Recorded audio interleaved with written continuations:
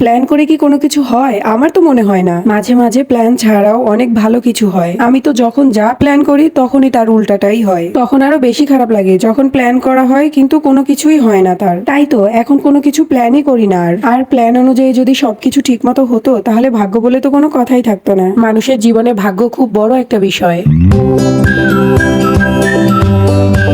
Hi guys, আসসালামু আলাইকুম। It's me Roshni. Welcome to our another new blog. কেমন আছেন আপনারা সবাই? আশা করি সবাই অনেক ভালো আছেন। আল্লাহর রহমতে আমরাও অনেক ভালো আছি। প্ল্যান করে প্ল্যান অনুযায়ী কোনো কিছু হয় না কেন বললাম জানেন? এই সপ্তাহে কত আশা করে বসেছিলাম যে আমার গুড্ডুকে এই শুক্রবারে চকলেট বারে নিয়ে যাব চকলেট খাওয়াতে, কিন্তু সেখানে গিয়ে দেখি তাদের রেস্টুরেন্টটা বন্ধ। বলেন কেমন লাগে? তার উপর আবার শুরু করছে আমার গুড্ডু কান্নাকাটি। কি এক ঝামেলার বিষয়। তখন খুবই রাগ হচ্ছিল, কারণ আমি যখনই প্ল্যান করে রাখি যে এইটা করব বা ওইখানে এখানে যাব, ঠিক তখনই আমার প্ল্যানটা একদম ভেস্তে যায়। ঠিক তখনই ওই জায়গায় যাওয়াও হয় না আর ওই কাজগুলো করাও হয় না। কেন জানি না আমার সাথে এই কাজগুলো বরাবর হয়ে আসতেছে। আসলে ভাগ্য বলতেও তো একটা বিষয় আছে, তাই না? ভাগ্যের সাথে কি আর কারো জোর আছে? ভাগ্যে যা আছে সেটাই তো মেনে নিতে হবে। তাই পরের দিন কোনো প্ল্যান ছাড়াই রেডি হয়ে বের হয়ে গেলাম। আজকে যেদিকে দু চোখ যাবে, যেখানে যেতে ইচ্ছা করবে সেখানেই যাব। তারপরও বের হওয়ার আগে গুড্ডুর বাবাকে বলছিলাম যে চলো সিআরবিতে গিয়ে আমরা ঘুরে আসি আর কুঞ্জ চা স্টলের চা খেয়ে আসি। কিন্তু দেখেন সেই আবার যেটা বলে বের হয়েছি সেখানে তো যাওয়া হলোই না। আমরা ফ্লাইওভারের মাঝপথে দাঁড়িয়ে কিছু ছবি নিচ্ছিলাম আর ভিডিও নিচ্ছিলাম। আর এই ফ্লাইওভারটা চিটাগাং এর মধ্যে সব থেকে বড় ফ্লাইওভার, এলিভেটর এক্সপ্রেস, যেটা কিনা একদমই নতুন করা হয়েছে।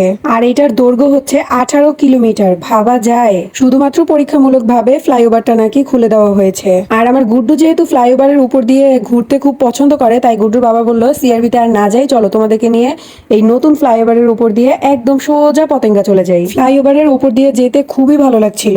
গতকালকে যেহেতু আমার গুড্ডুর মনটা খুব খারাপ ছিল, তাই আল্লাহর রহমতে আজকে আমার গুড্ডুর মনটা অনেক ভালো হয়ে গেছে। গুড্ডু তো আজকে মহা খুশি। সে এত লং টাইম ধরে ফ্লাইওভারের উপর দিয়ে যাচ্ছিল। বিশেষ করে যখন এই জায়গাটায় আসলাম তখন তো আমার গুড্ডুর মুখের হাসি যেন থামছিলই না। এটা চট্টগ্রাম বন্দর, চারোদিকে এত লাইট, এত সুন্দর ভিউ দেখে আমার গুড্ডু তো কি যে খুশি। সত্যি আল্লাহ যা করে বান্দার ভালোর জন্যই করে। আরেকটা মজার বিষয় কি দেখেন, আমরা বের হয়েছিলাম পতেঙ্গা যাওয়ার জন্য, কিন্তু চলে আসছি এয়ারপোর্টে। আল্লাহ জানে আজকে আমাদের সাথে কেন এরকম ঘটতেছে। আসার সময় মাঝপথে গুড্ডুর বাবার এক ফ্রেন্ড ফোন দিয়ে বলে যে আমি এয়ারপোর্টে আছি, তুমি আসো, আমরা একসাথে দেখা করি।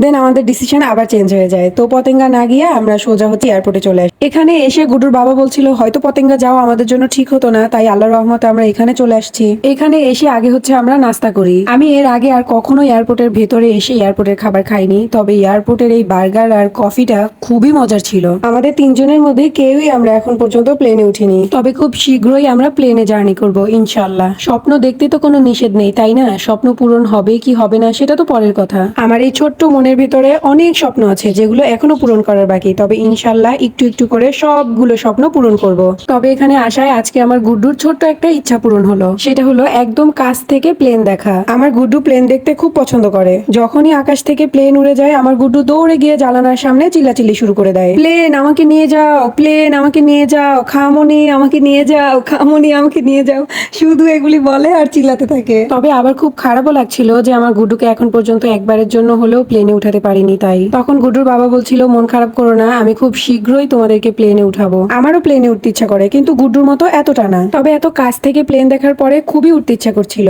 ইনশাল্লাহ আল্লাহ যদি রহমত করে তবে একদিন নিশ্চয়ই আমাদের ছোট ছোট ইচ্ছাগুলো পূরণ হবে। আমি সব শেষে একটা কথাই বলবো, কেউ কারো ভাগ্য নিয়ে একদমই মন খারাপ করবেন না, কারণ আল্লাহ খুব ভালোই জানে কার ভাগ্যে কি দিলে সে ভালো থাকবে। যাই হোক, আমার আজকের ব্লগটা এই পর্যন্তই। দেখা হবে অন্য কোনো ব্লগে। ততক্ষণ পর্যন্ত ভালো থাকবেন, সুস্থ থাকবেন আর আমাদের জন্য বেশি বেশি দোয়া করবেন। আল্লাহ হাফেজ। আর আমার ভিডিওটা যদি ভালো লাগে তাহলে অবশ্যই একটা লাইক দিয়ে আমার চ্যানেলটাকে সাবস্ক্রাইব করে দিবেন। Tata, bye bye.